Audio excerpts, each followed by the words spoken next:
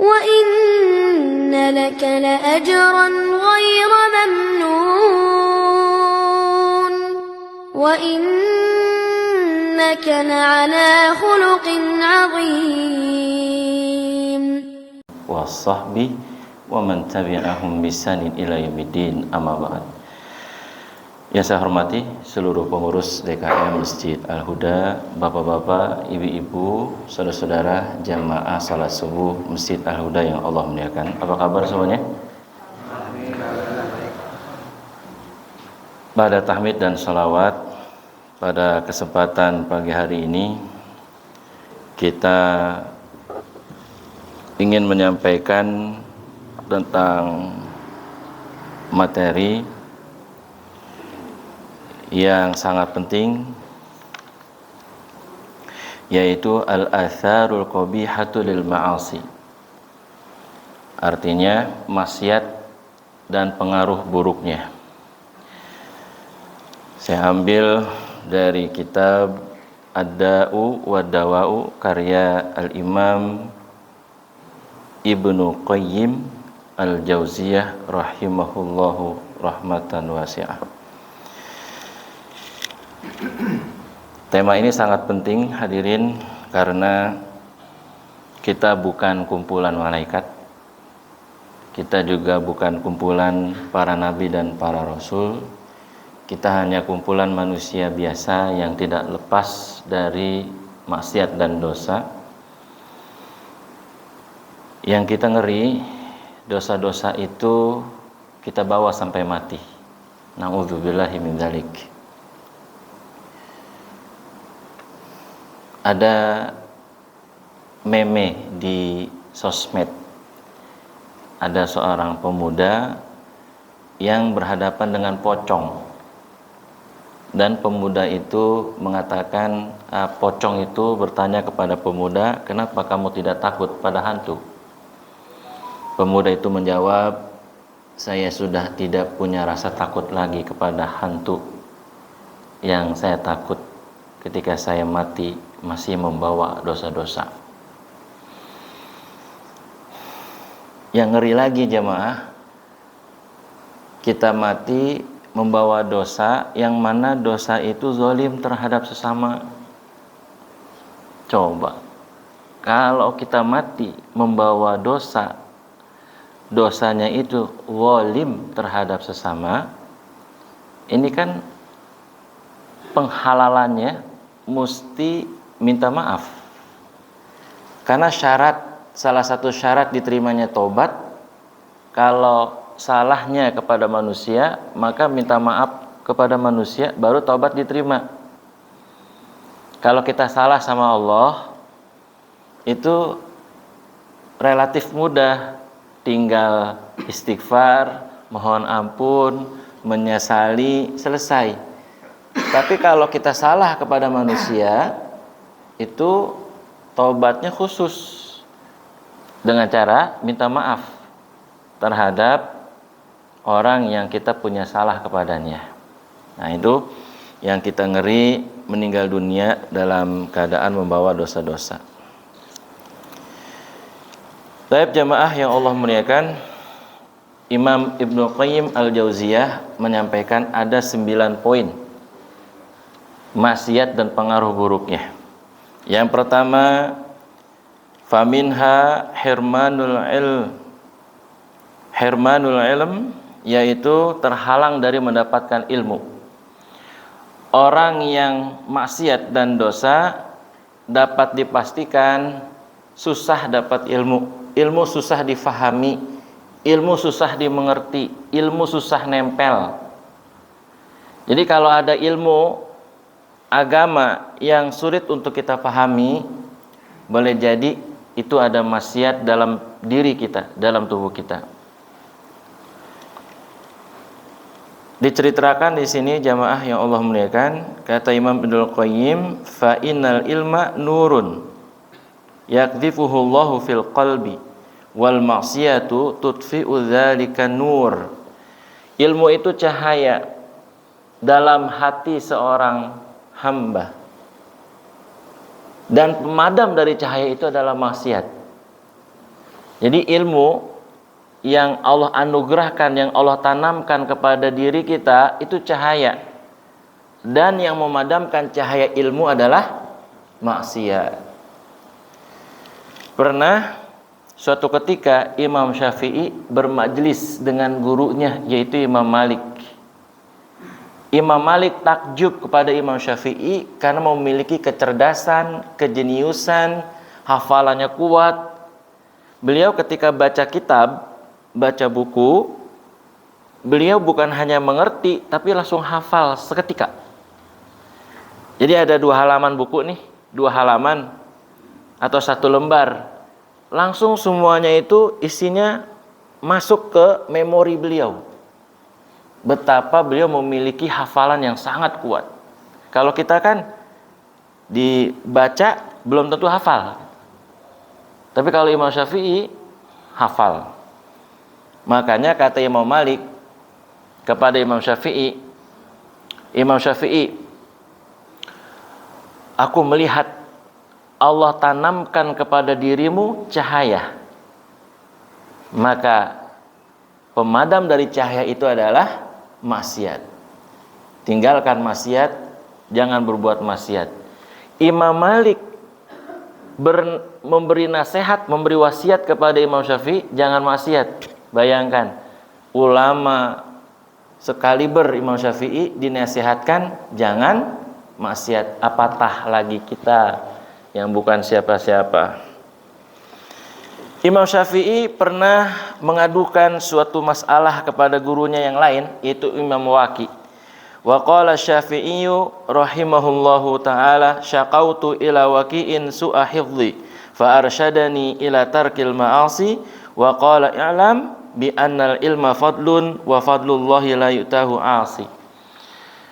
Beliau mengadukan tentang hafalannya yang buruk kepada gurunya Imam Waqi. Guruku, hafalanku buruk, tolong nasihati aku.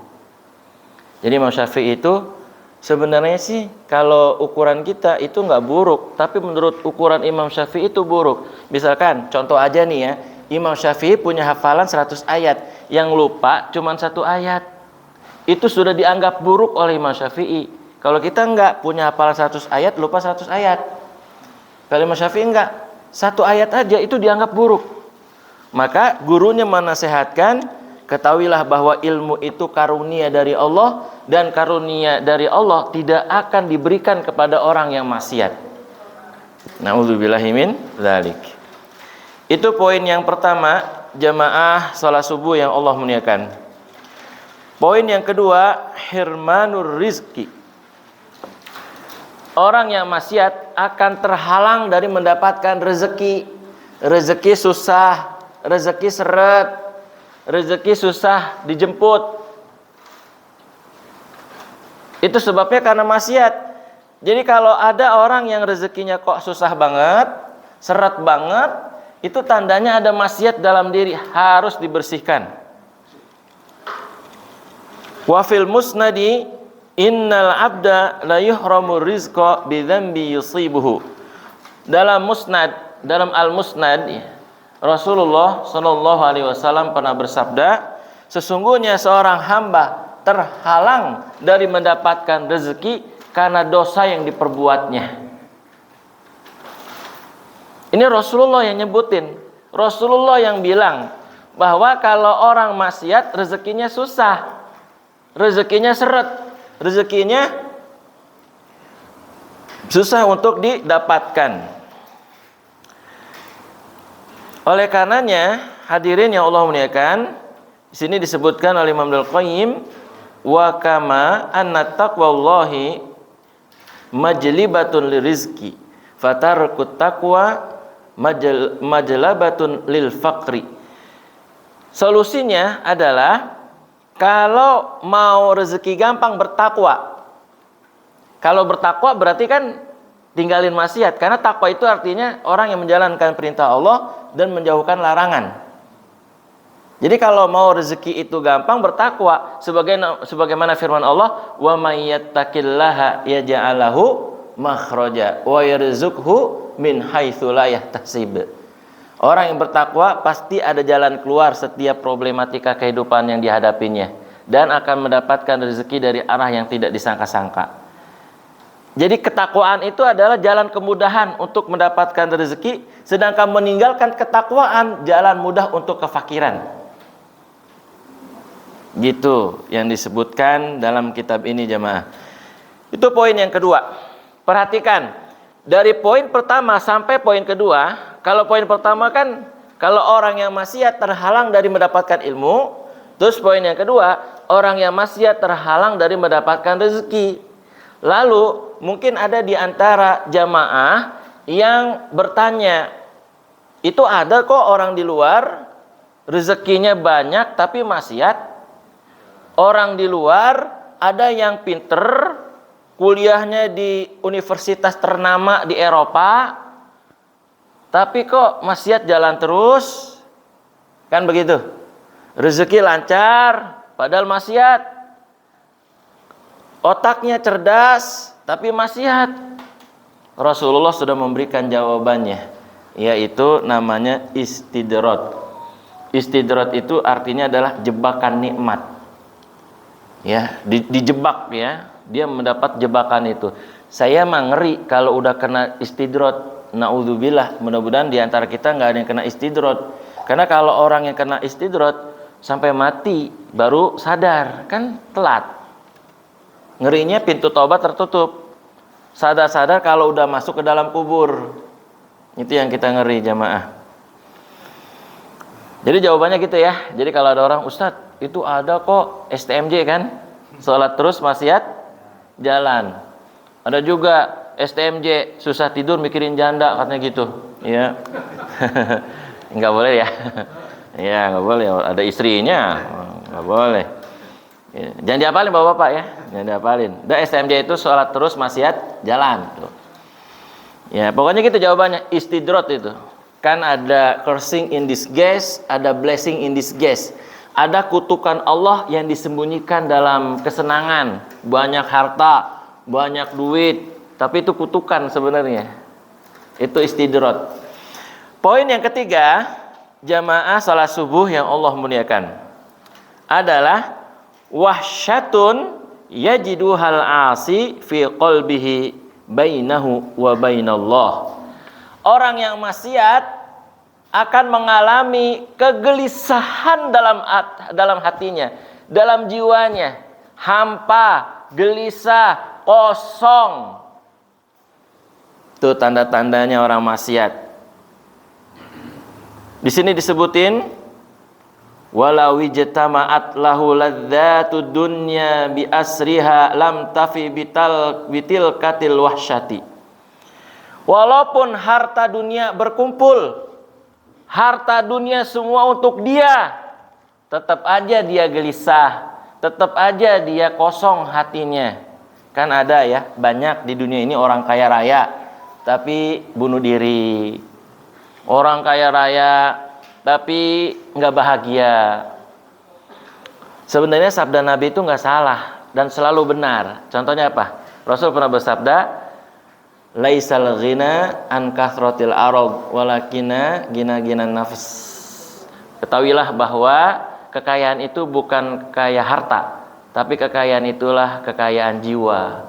Jiwanya kaya, walaupun tinggal di rumah SSSSS, susah selonjor, susah apalagi, ya kan? Tapi karena hatinya bersih, jiwanya bersih, dia tetap tenang dan tetap bahagia. Kita lihat di televisi atau di sosmed, ada orang hidupnya sederhana tapi hatinya tenang karena nggak ada maksiat dalam diri mereka. Orang soleh, orang yang baik. Gitu jamaah ya. Jadi poin yang ketiga, orang yang maksiat akan mengalami kegelisahan di dalam dirinya, di dalam jiwanya. Wa syaka rajulun ila ba'dil arifin wahsyatan yajiduha fi nafsihi faqala lahu idza kunta qad awhashatka dzunubu fada'ha idza syi'ta wasta'nisi. Ada seorang yang mengadukan kepada orang yang arif, yang bijaksana tentang masalah yang dihadapinya. Hatinya gundah gulana, jiwanya kosong, jiwanya hampa. Maka kata orang yang bijaksana ini, bila kamu hampa, bila kamu gelisah disebabkan karena dosa, tinggalin dosa. Kalau kamu mau, katanya, kalau kamu mau tinggalin dosa dan pasti kamu bahagia. Itu jemaah. Jadi solusinya, kalau ada orang yang hatinya hampa, hatinya gelisah, tinggalin dosa, setelah itu akan mendapatkan wastanisi, kebahagiaan. Itu poin yang ketiga ya. Poin yang keempat. Poin yang keempat, al-wahsyatul lati tahsulu bainahu wa bainan nas. Orang yang maksiat akan merasa minder, merasa terasing kalau bergaul kepada manusia. Jadi kalau orang dosa, orang maksiat bergaul, ngobrol sama manusia, dia akan merasa minder, merasa nggak enak. Wala siyama ahlal khairi minhum, apalagi kalau dia bergaulnya sama orang baik, sama orang soleh, sama manusia pada umumnya aja dia minder, apalagi kepada orang soleh, dia minder. Nah kalau udah minder, nggak bergaul dengan orang soleh, akhirnya dia terhalang dari mendapatkan barokah dan terhalang dari mendapatkan ilmu dari orang yang baik itu, dari orang yang soleh. Tuh kalau orang ada maksiat gitu, dia merasa minder. Jangankan orang maksiat ya, orang baru hijrah aja nih, baru tobat, baru hijrah, itu minder itu kalau ikut pengajian ya, dia nyempil paling belakang. Nih bukan yang ibu-ibu, bukan, nyempilnya belakang banget pokoknya dah, ya. Karena apa? Merasa minder dia, merasa nggak enak. Tuh, padahal baru hijrah tuh, baru tobat pisan, apalagi yang maksiat, udah dapat dipastikan dia akan minder. Kan ada tuh orang yang banyak dosa, biasanya kalau bergaul dengan orang soleh, orang yang baik, dia merasa apa tuh? Nggak enak gitu ya, malu gitu. Nah itu ciri-ciri ada maksiat. Dan mindernya bukan hanya kepada orang soleh, tapi juga minder kepada istrinya, suaminya, anaknya, kerabatnya, juga minder kalau ada dosa. Coba nih umpama, jangankan yang dosa ya, yang nggak dosa aja minder loh. Contohnya, bapak-bapak diam-diam nikah siri. Tuh ya kan, kalau ketemu bini tuanya, ya minder tuh, ya takut kecium bau apa gitu kan. Nah itu tuh jemaah. Itu halal padahal. Makanya sebenarnya nggak ada nikah siri. Nikah siri itu nggak ada. Nikah siri itu nikah dusta. Kenapa saya sampaikan nikah siri itu nikah dusta? Kan sebenarnya nikah itu kan bukan siri ya. Betul. Nikah itu kan harus disiarkan kan. Semua orang harus tahu supaya nggak ada fitnah. Ini enggak. Siri kan artinya apa? Diam-diam kan. Makanya yang betul itu bukan nikah siri, tapi nikah di bawah tangan atau nikah tanpa catatan KUA. Kalau nikah siri sih nggak bener itu. Dan kalau orang nikah siri, akhirnya apa? Suaminya berdusta terus sama istrinya. Ditanya sama istri tuanya, dari mana bang? Dari meeting mak. Dari meeting rambut basah mulu. Ternyata dari istri mudanya. Kan berarti bohong kan? Ditanya sama istri tuanya nih, dari mana pak? Dari meeting. Dari mana pak? Lembur di kantor. Padahal mah kagak. Ngapain? Di rumah istri mudanya. Kadang-kadang nggak adil. Nah ini juga dosa juga nih. Kadang-kadang nggak adil. Giliran sakit mah di rumah istri muda, istri tua. Giliran sehat di rumah istri muda. Iya kan? Masuk angin minta dikerokin sama istri tua. Giliran sehat ke rumah istri muda. Terus nggak adilnya lagi nih ya. Giliran kalau istri muda shopping di mall. Giliran istri tua cuma dibawain gorengan. Iya kan? Itu nggak adil tuh. Ya jamaah ya. Nah, jadi kalau ditanya sama istri tuanya dari mana? Terus dijawab dari kantor, padahal dari istri muda, kan bohong. Dusta. Nah, itu jamaah. Jadi orang yang maksiat, jangankan yang dosa, yang tadi aja tuh kayak pernikahan tadi itu, yang diam-diam, itu juga akan terasing loh. Takut ketahuan istrinya, takut ini, takut itu. Makanya kalau pengen kawin lagi, nggak usah takut-takut. Kalau takut jangan kawin lagi. Kan gitu. Cukup tauhid aja, tahu tauhid. Satu istri. Ya, jangan coba-coba. Dan kalau mau nikah lagi, pertimbangkan madorot dan maslahatnya. Misalnya nih, kalau nikah lagi, gimana keluarga yang pertama? Apakah tetap utuh atau berantakan? Kalau umpama ternyata nikah lagi, nanti nikah lagi khawatir rumah tangga pertama berantakan, jangan, jadi madorot. Jadi dipertimbangkan maslahat dan madorotnya. Terus hal tadi dusta enggak, adil enggak, gitu jemaah. Jadi banyak nih. Ini saya bukan nakut-nakutin bapak-bapak mau kawin lagi nih. Ya itu mah terserah dah. Ini mah kita cuma nyampein apa adanya. Karena fakta di lapangan gitu jemaah. Banyak yang dusta gitu kan, sedih. Kita kasihan, ntar dia dibawa mati tuh. Dibawa mati. Kan harus minta penghalalan dari istrinya kan. Ayo berani ya. Maaf papa selama ini udah 12 tahun membohongi mamah gitu kan. Nah, loh, kan gimana tuh? Kan jadi berat kan jadi gitu jemaah. Maka sebaiknya kalau mau nikah lagi harus gentle. Ya, sampaikan ke istri pertama mau nikah lagi, ya kan? Nah, gitu jemaah ya. Jadi orang yang maksiat dia akan terasing ketika bergaul dengan manusia, apalagi dengan orang soleh. Kata Imam Ibnu Qayyim, beliau mengatakan begini, kata Imam Ibnu Qayyim Al-Jauziyah, jangankan terasing kepada manusia, kepada dirinya saja dia terasing tuh. Bahkan kepada dirinya sendiri terasing. Dirinya sendiri minder tuh, jemaah. Sebabnya apa tadi? Maksiat. Makanya judulnya kan ya bagus nih ya, maksiat dan pengaruh buruknya. Al-atharul qabihatul lil ma'asi. Poin yang keberapa sekarang, jemaah? Kelima, betul. Kelima, poinnya adalah wa minha ta'siru umurihi alaihi. Artinya akan dipersulit setiap urusannya oleh Allah. Jadi orang yang maksiat segala urusannya, segala usahanya itu sulit. Jadi semua urusannya mentok gitu ya, buntu. Jadi tandanya ada maksiat. Semua urusannya dipersulit. Naudzubillahi min dzalik. Kalau orang bertakwa, semua urusannya dimudahkan. Kalau orang maksiat, semua urusannya disusahkan, dipersulit. Maka kata Imam Ibnu Qayyim, wa ya lillahi la ajabu. Aneh, ajaib. Kaifa yajidul abdu abwabal khairi wa abwabal masalihi masdudatan anhu wa turuqaha mu'siratan alaihi. Sungguh aneh, sungguh ajaib kalau ada orang yang pintu-pintu kebaikan tertutup, pintu-pintu kemaslahatan tertutup, jalan-jalan jadi buntu. Terus dia wa huwa la ya'lamu min aina utiya. Dia enggak tahu dari mana itu asalnya. Aneh. Ajaib, wa ya lillahi la ajab. Aneh katanya. Aneh, padahal asal dari mana? Kalau jalan-jalan kebaikan tertutup, kemudian jalan-jalan kemaslahatan tertutup, jalan-jalan dari buntu, itu dari mana asalnya? Dari maksiat yang dia lakukan.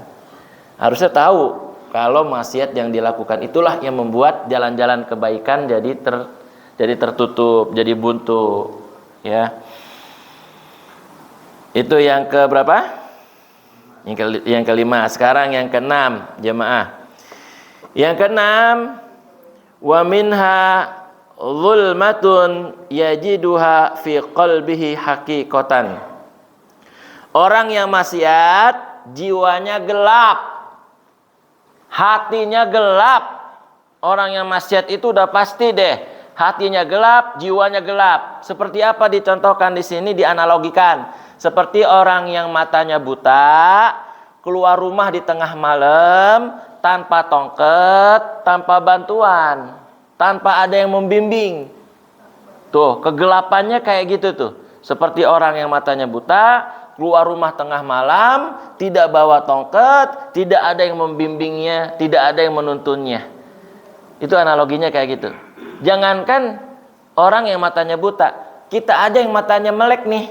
Kalau mati listrik, coba. Kalau jalan ngerepek-ngerepek. Kalau nggak ada lilin kan, kalau nggak ada senter, kita jalannya pasti meraba-raba kan, supaya nggak nabrak tiang. Tuh orang yang matanya melek aja kalau gelap, dia akan hati-hati, takut ketabrak tiang, tembok. Dia harus bantuan apa? Senter atau lilin. Itu jemaah. Ya, orang yang hatinya ada maksiat, dia akan mengalami kegelapan di dalam jiwa dan hatinya. Ini ada ciri-ciri secara fisik orang yang maksiat kelihatan dari fisik. Tapi ini bukan buat orang lain ya, bapak-bapak, ibu-ibu. Ini buat diri kita masing-masing ya. Kita tunjuk buat diri kita. Jangan buat orang lain. Ini ada ciri-cirinya nih. Orang yang maksiat itu kelihatan dari fisik. Ya, kelihatan dari fisik. Imam Ibnul Qayyim menukil pernyataan dari Abdullah bin Abbas. Jadi ini kata Abdullah bin Abbas. Jadi bukan kata Ibnul Qayyim, juga bukan kata saya, tapi kata Ibnu Abbas. Qala Abdullah ibnu Abbasin radhiyallahu anhuma, berkata Ibnu Abbas, semoga Allah meridhai keduanya. Innalil hasanati diya'an fil wajhi, sesungguhnya orang yang baik, orang yang soleh, hatinya bersih, jiwanya bersih, ciri-cirinya wajahnya bercahaya. Bukan pakai skincare, tapi karena memang Allah anugerahkan, jadi wajahnya itu cerah, bercahaya. Ya, apalagi bapak-bapak yang persis di bawah itu tuh lampu tuh bercahaya banget. Wajahnya luar biasa. Ya. Saya pernah nyobain skincare sekali-kalinya itu, habis itu kapok, mahal banget. Ternyata Bu ya, Allah. Ya. Sekretaris Jenderal dari Hizbullah. Sebab yang berani ngelawan Zionis cuma dua. Hamas dan Hizbullah. Yang lain saya belum lihat, mohon maaf. Yang lain saya belum melihat ada yang perang secara langsung dengan Zionis, belum. Siapa coba? Tunjukin ke saya. Arab Saudi udah pernah? Belum.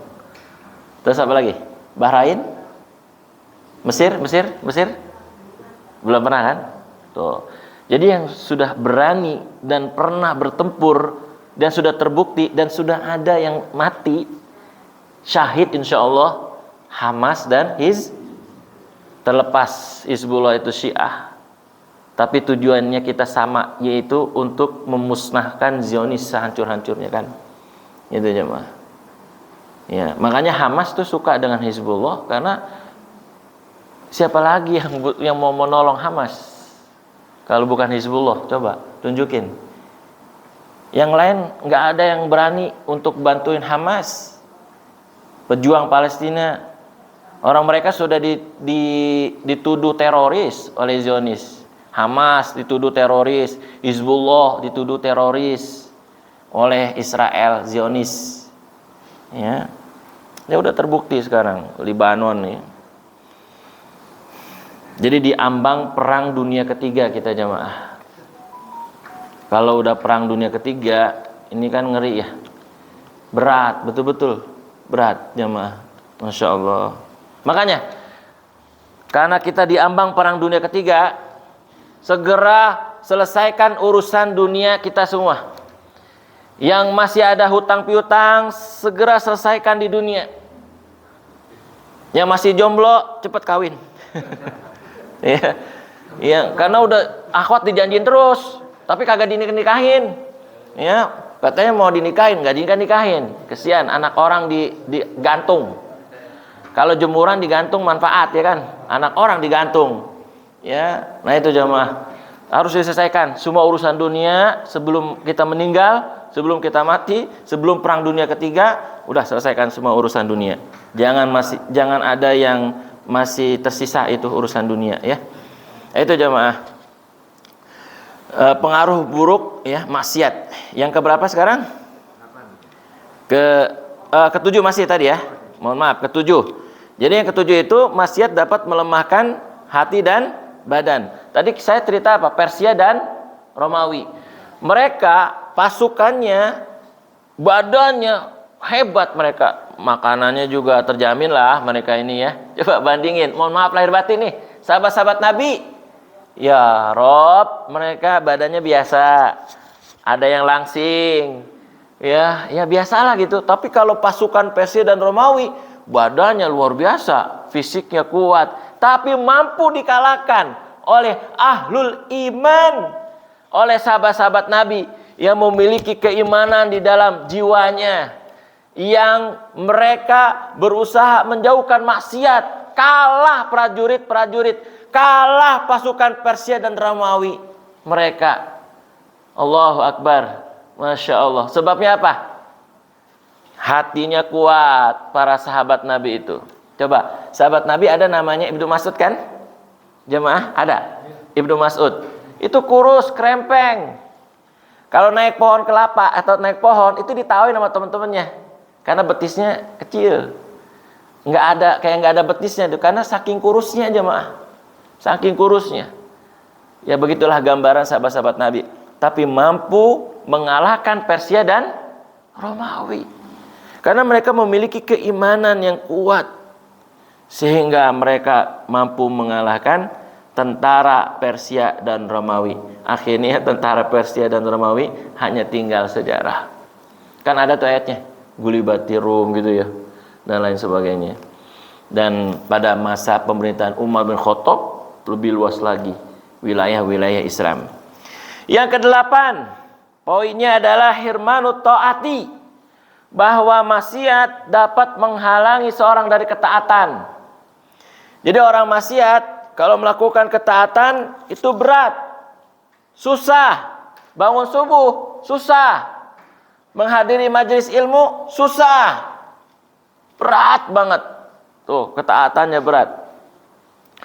Kata Imam Ibnul Qayyim, ketika ada orang terhalang dari ketaatan, hukumannya nggak perlu tsunami, nggak perlu banjir bandang, nggak perlu gempa bumi, nggak perlu gunung meletus, nggak perlu. Kata Imam Ibnul Qayyim, nggak perlu.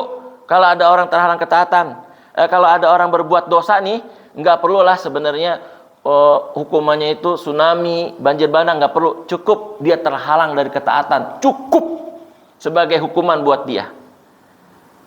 Gitu jemaah. Jadi kan tsunami ngeri kan ya, ngeri. Banjir bandang juga ngeri kan, ngeri.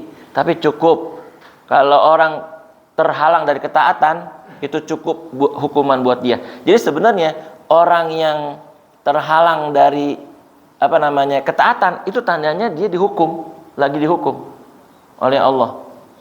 Ya, cuman banyak orang nggak ngerasa. Nah, orang yang kata Imam Ibnul Qayyim nih ya, orang yang melakukan satu ketaatan khairun lahu minad dunya wa ma 'alaiha, lebih baik daripada dunia beserta seisinya. Bapak-bapak, ibu-ibu, ini bukan satu ketaatan kayaknya nih, banyak. Dari rumah ke masjid itu satu ketaatan. Terus habis dari rumah ke masjid ngapain? Sholat subuh berjamaah, itu udah 2 ketaatan. Terus habis sholat subuh dengerin majelis ilmu, 3 ketaatan. Jadi lebih ini dari 1 ketaatan. 1 ketaatan saja itu lebih baik daripada dunia berserta seisinya. Tapi orang yang terhalang dari ketaatan itu diperumpamakan seperti orang yang makan suatu makanan, kemudian dia tertimpa penyakit yang berkepanjangan. Penyakitnya lama.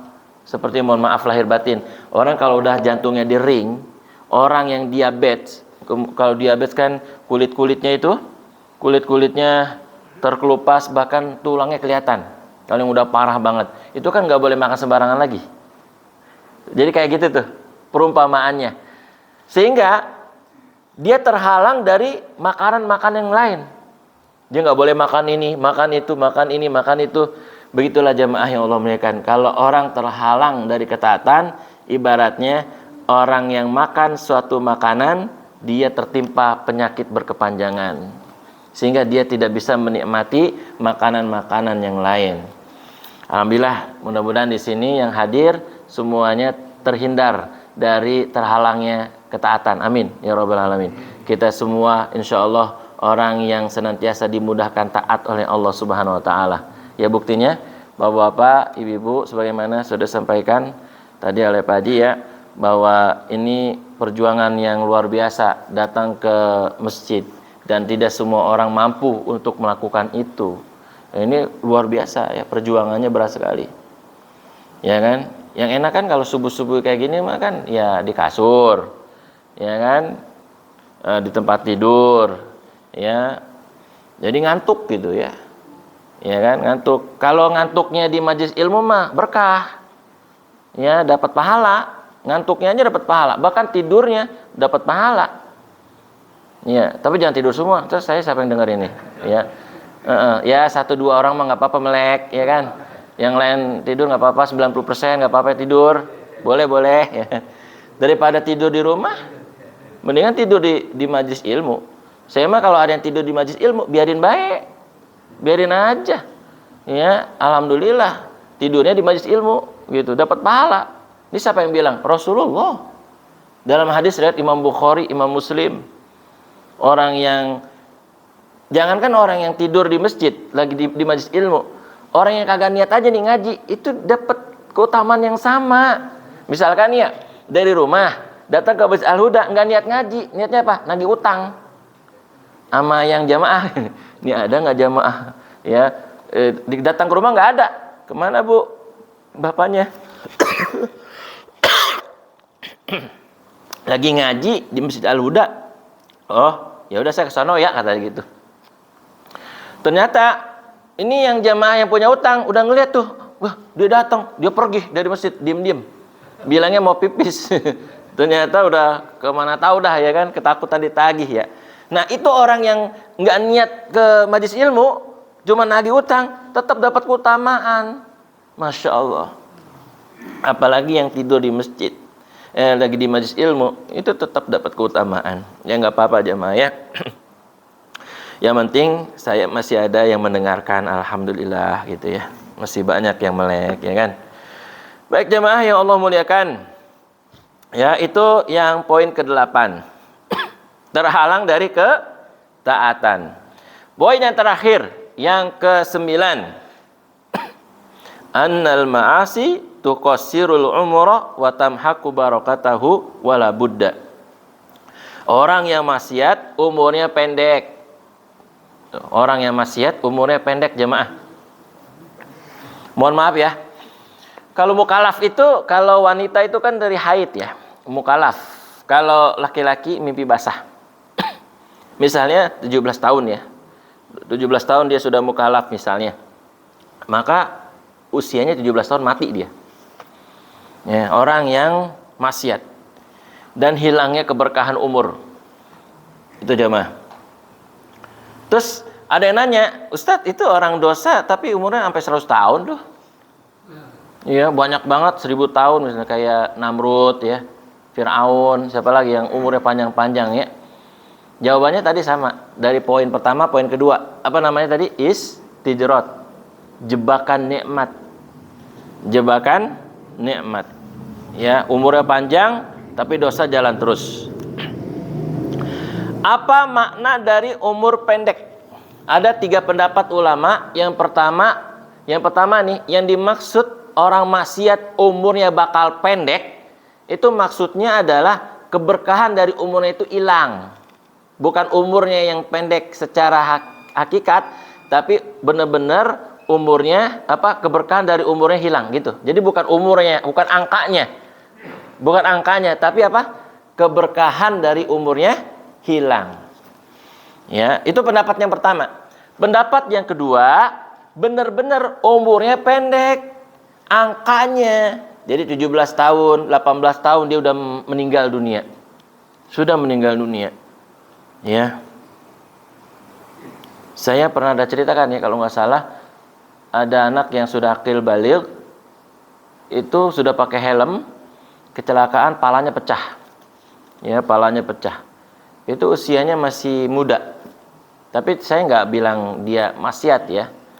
Kan ada yang seperti itu, yang meninggal dalam keadaan masih muda, ada nggak? Banyak kan, gitu. Jadi benar-benar. Lalu apa argumentasinya? Argumentasinya begini. Allah mampu menurunkan sebab dan Allah juga mampu menuju akibat ya. Jadi kan sebab-sebab itu kan Allah mampu ya membuat sebab-sebab yang menuju kepada akibat. Contoh, misalnya orang maksiat rezekinya seret. Betul ya? Orang maksiat rezekinya seret. Kan gitu. Jadi Allah mampu. Sehingga Allah juga mampu memendekkan umur orang yang maksiat. Yang harusnya misalnya kalau dia taat bisa sampai 100 tahun misal umpama, dia cuman ya 17 tahun udah meninggal dunia. Ini pendapat yang kedua. Pendapat yang terakhir, yang ketiga, yang dimaksud umurnya pendek bagi orang maksiat adalah hatinya. Tergantung hatinya. Selama hatinya hidup, sepanjang itu pula umurnya. Kalau hatinya mati, maka umurnya pendek walaupun dia hidup. Contohnya Imam Ibnu Qayyim mencontohkan surah Al-Hajj ya, surah An-Nahl. Surah An-Nahl ayat 21. Surat An-Nahl ayat 21 Allah berfirman, amwatun ghairu ahya'in. Artinya apa? Mereka mati tidak hidup. Ini bicara pada orang kafir.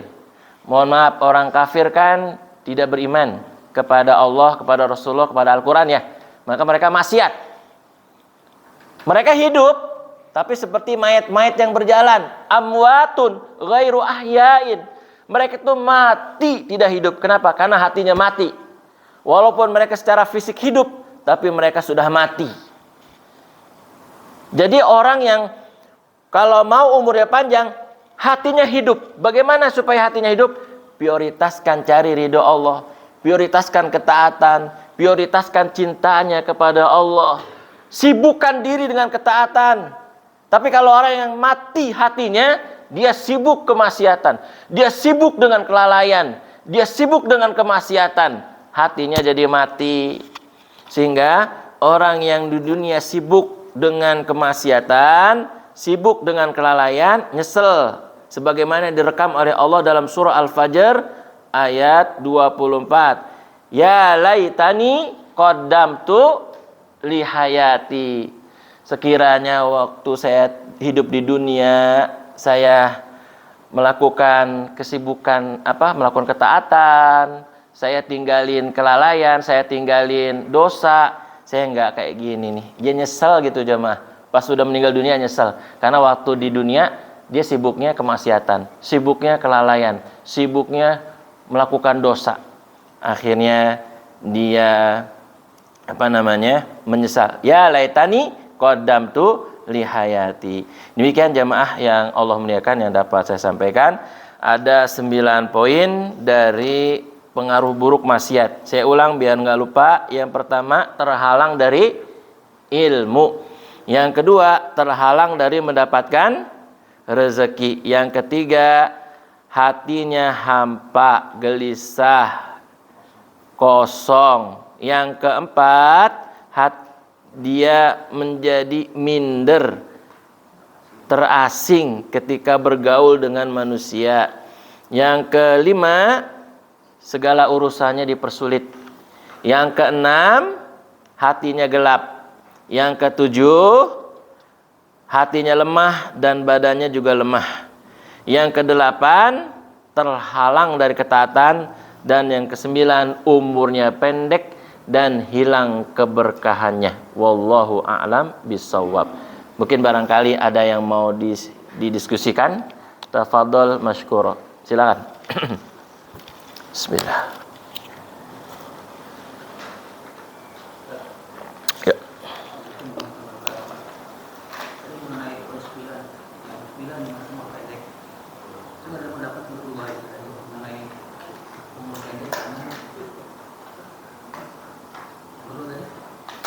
Pendapat yang kedua, umur benar-benar pendek umurnya. Angka. Iya. Betul. Jadi kalau itu dipakai, pendapatnya berarti bertentangan dengan kaidah takdir. Iya. Oke, baik. Sebenarnya pendapat kedua ini sama sekali tidak bertentangan dengan takdir. Dari 3 pendapat ini yang diambil atau yang dirojihkan, yang dikuatkan oleh Imam Ibnu Qayyim Al-Jauziyah pendapat pertama. Ya.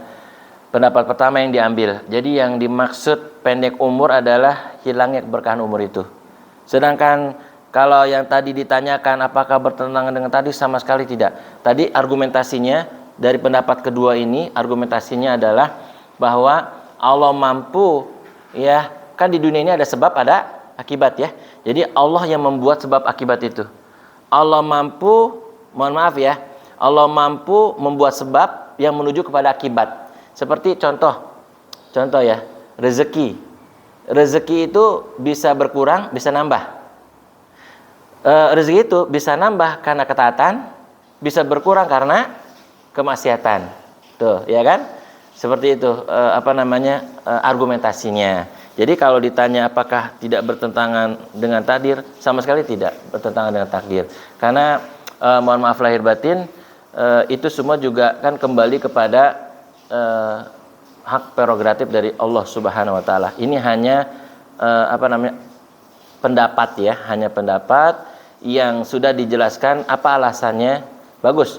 Bapak bertanya sangat bagus sekali. Nah, ini buat pelajaran kita semua. Kalau kita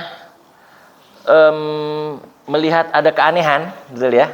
Ada keanehan dari pendapat orang nih, atau ada pendapat ulama atau amalan orang, mohon maaf ya, supaya adil, kita jangan langsung menyalahkan, betul ya?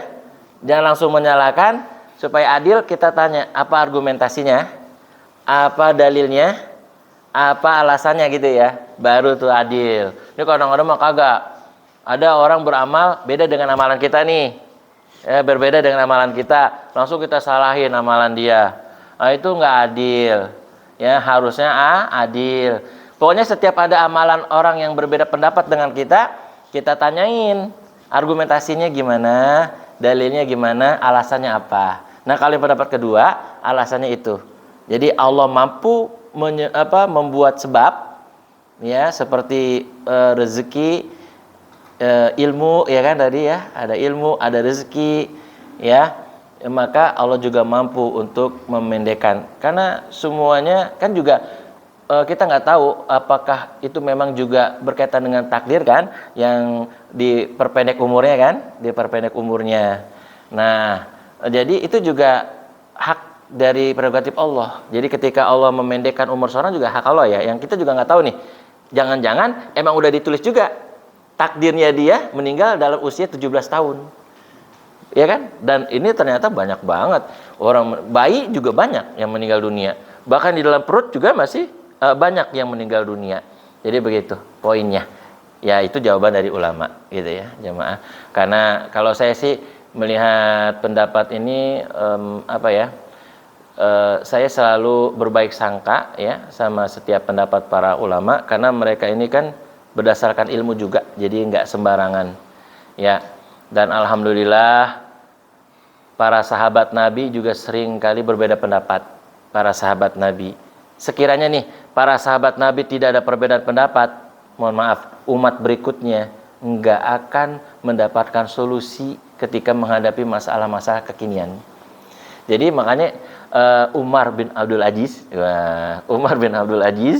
itu kan yang disebut-sebut sebagai Khalifah Rashidah kelima ya, betul ya. Umar bin Abdul, kan apa nama kan, Abu Bakar, Umar, Utsman, Ali, itu siapa?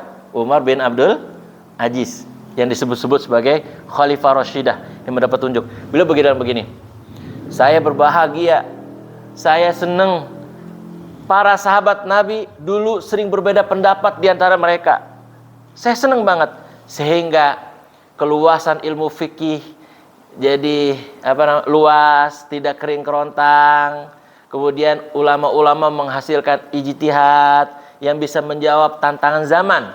Sekiranya sahabat nggak ada perbedaan nih, sama semua, nggak ada yang beda. Wah, itu bisa bisa bahaya buat umat berikutnya. Ya, bisa bahaya buat umat berikutnya. Jadi perbedaan itu, mohon maaf, tidak selamanya jelek, tapi justru manfaat, banyak manfaat gitu ya jamaah ya. Jadi jawaban dari setiap masalah itu ada di mana? Ada yang tahu? Jawaban dari setiap permasalahan kekinian dari perbedaan pendapat kalangan para sahabat. Sehingga ulama bisa kemudian mengistinbat berijtihad ya. Kayak misalnya jamaah, mohon maaf lahir batin ya. Mohon maaf lahir batin. Riba haram gak riba? Riba haram? Haram kan? Enggak ada yang berani menghalalkan. Quran mengharamkan, sunnah mengharamkan. Jelas, termaktub, teksnya ada, nasnya ada kan? Tapi bank dan bunga bank? Ayo. Ayo jawab. Bank dan bunga bank?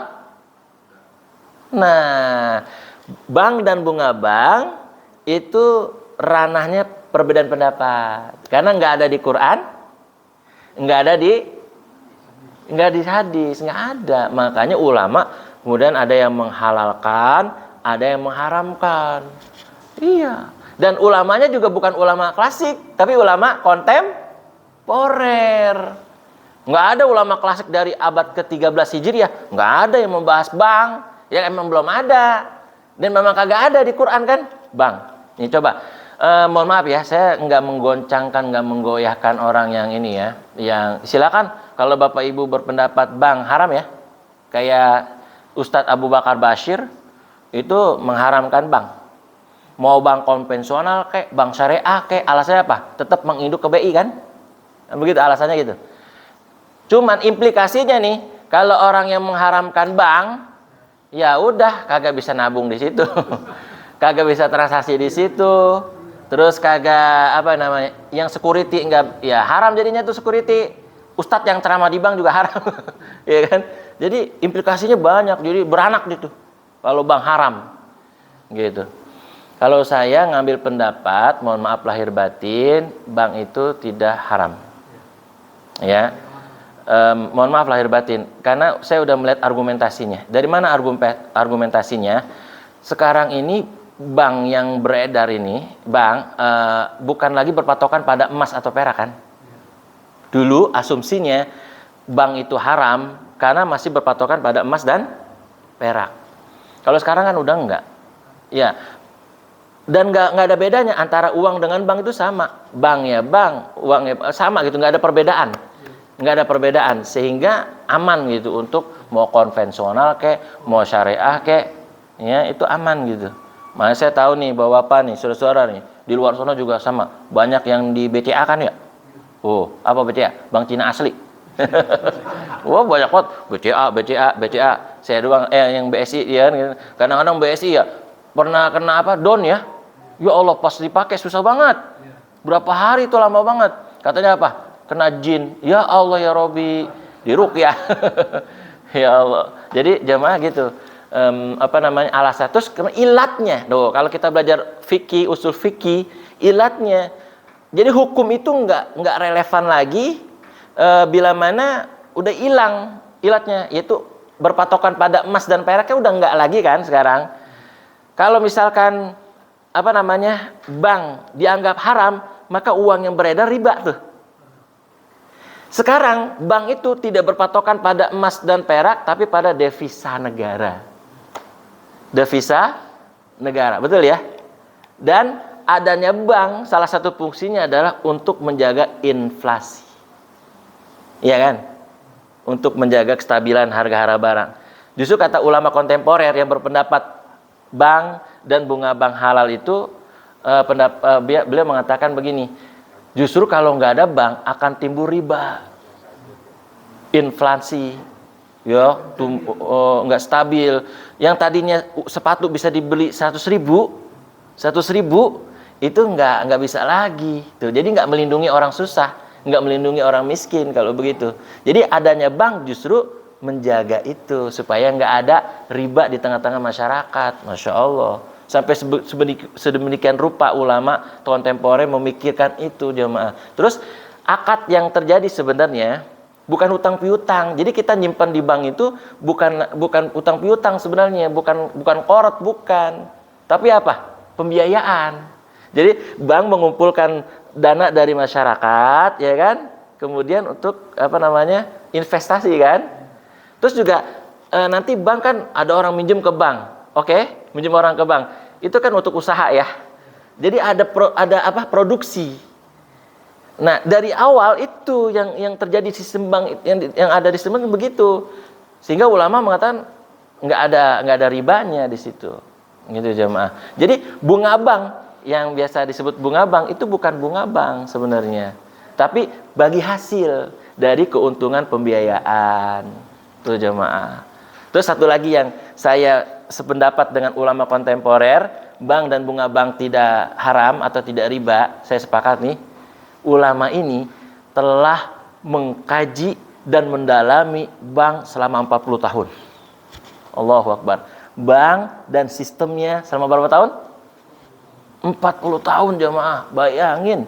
Coba.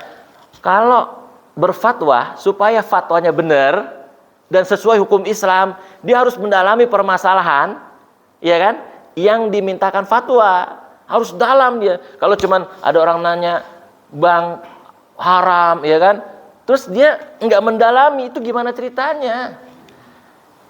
40 tahun loh, 40 tahun mendalami bank dan sistemnya. Begitu jemaah. Jadi sampai sebegitunya ulama itu. Jadi nggak mau ulama sembarangan memfatwakan bunga bank halal, haram, enggak. Dipelajari dulu bagaimana sistemnya. Selama berapa tadi? 40 tahun. Tuh jemaah. Itu argumentasinya. Tapi kalau masih ada tetap nih, kita udah kasih argumentasi seperti ini, dia tetap ada keyakinan dia, monggo, silahkan. Nggak ada larangan, nggak ada paksaan, jangan dipaksa. Ya kalau kita tetap bilang bank itu riba, haram, dan bunganya, silahkan. Ya, juga kita harus toleransi. Karena riba itu haram, ulama sepakat, tapi bank dan bunga bank itu ulama tidak sepakat. Namanya apa? Dhoni. Gitu. Zoni itu artinya ada ranah-ranah ulama berbeda pendapat. Ya, kita harus hormati dan toleransi jemaah. Kayak apa namanya? Orang-orang mengaku ada nabi setelah Nabi Muhammad, boleh nggak? Nggak boleh, bertentangan dengan akidah dan haram, nggak boleh. Nah, bisa berujung pada keluar dari Islam tuh. Naudzubillah kan? Iya nggak? Tapi Maulid Nabi, ayo, Maulid Nabi boleh nggak? Boleh nggak? Khilafiyah. Jadi Maulid Nabi itu khilafiyah. Ada ulama yang berpendapat bid'ah, ada yang berpendapat tidak, gitu. Itu khilafiyah dan muktabar, muktamad. Jadi udah nggak asing lagi. Jadi yang mau merayakan Maulid silakan, yang kagak juga silakan. Kita hormatin, itu ranahnya perbedaan pendapat ulama. Boleh. Kan ada peruqyah nih. Peruqyah dia nggak merayakan Maulid Nabi. Dia mengambil pendapat yang peruqyah syariah nih. Dia mengambil pendapat yang tidak Maulid Nabi, tapi dia menghormati saudara-saudaranya yang Maulid Nabi, nggak menyalahkan gitu loh. Ya, tapi dia dituduh sudah tidak seakidah lagi. Allahu Akbar, serem banget. Iya, sampai begitu mainnya tuh, ya. Pikniknya sampai begitu tuh ya. Oh, dia udah beda akidah. Ya Allah, padahal nabinya sama, kitab sucinya sama, kiblatnya sama, kemudian apa lagi? Rukun imannya sama, rukun Islamnya sama, haji sama di Mekah kan? Ya, itu sama, itu saudara kita. Itu kan ada yang maulid, ada yang tidak. Itu kan furu kan, cabang, nggak apa-apa. Toleransi kita, lapang dada. Memang itu kenyataannya di tengah-tengah masyarakat kita. Ya, kalau kita pendapatnya nggak maulid, silakan. Tapi kita hormatin saudara-saudara kita yang maulidan, gitu jemaah. Apalagi kalau habis maulidan dapat kambing, dapat apalagi yang di kampung-kampung tuh. Kalau di kampung habis maulidan itu kursi yang dia duduk bisa dibawa pulang. Allahu Akbar. Yang kalau DPR itu direbutin tuh kursi. Tapi dia enggak dibawa pulang plus sama sembako. Jadi di kursinya ada sembako. Masya Allah, ada yang dapat kambing, ada yang dapat ayam, ada yang dapat kursi, kan luar biasa itu. Yang penting isi dari maulid itu tidak ada kesyirikan, ya kan? Tidak ada kemaksiatan. Jangan sampai maulid isinya apa? Dangdutan. Terus bidu wanita yang lagi lenggak-lenggok, yang pusernya kelihatan. Itu nggak boleh, haram. Haramnya karena apa? Isinya. Ya kan? Bukan maulidnya, isinya. Wallahu alam bishawab. Ada lagi? Cukup? Cukup ya? Baik. Terima kasih atas perhatiannya. Mohon maaf pertanyaan jawaban jadi panjang, mohon maaf ya Pak. Jadi insya Allah intinya seperti itu, enggak bertentangan dengan takdir karena alasannya seperti itu. Allah mampu menurunkan sebab yang menuju akibat, ya seperti tadi contohnya. Allah mampu mengurangi rezeki, Allah juga mampu menambahkan rezeki seseorang. Wallahu a'lam bishawab. Kita tutup dengan baca doa kafaratul majlis. Subhanakallahumma wa bihamdika asyhadu alla ilaha illa anta astaghfiruka wa atubu ilaik. Wal afu minkum. Wassalamualaikum warahmatullahi wabarakatuh.